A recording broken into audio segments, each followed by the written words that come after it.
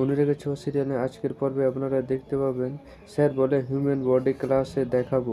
দীপাকে বলে তুমি পেছনে দাঁড়িয়ে আছো কেন, সামনে এসো। তারপর দীপা সামনে এসে ডট বডি যখন দেখে মাথা ঘুরে পড়ে যায়। তারপর সূর্য এসে ধরে।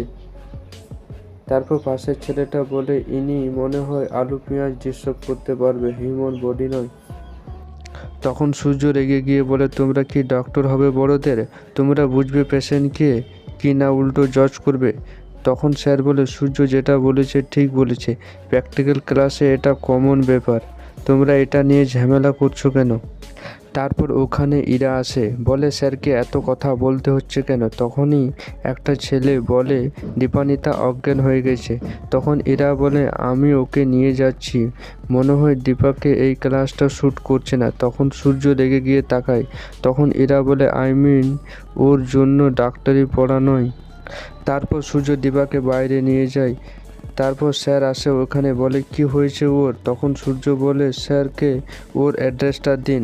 তখন স্যার মনে মনে ভাবতে থাকে লাবণ্যর কথা। সূর্য যদি জানতে পারে দীপা আউট হাউসে থাকে তাহলে প্রবলেম হবে। সে কথাটা মনে পড়ে যায় স্যারের। নিয়ে অ্যাড্রেসটা দেয় না, বলে অ্যাড্রেসটা আমি নোট করতে ভুলে গেছি। তারপর সূর্য বলে আমি ওকে নিয়ে যাচ্ছি। তখন স্যার জিজ্ঞেস করে কোথায় নিয়ে যাচ্ছ।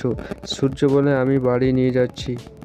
আর এদিকে লাবণ্য রান্না করতে করতে বলে দুজনেই কলেজ থেকে ফিরে আসবে আর খেতে দিতে হবে।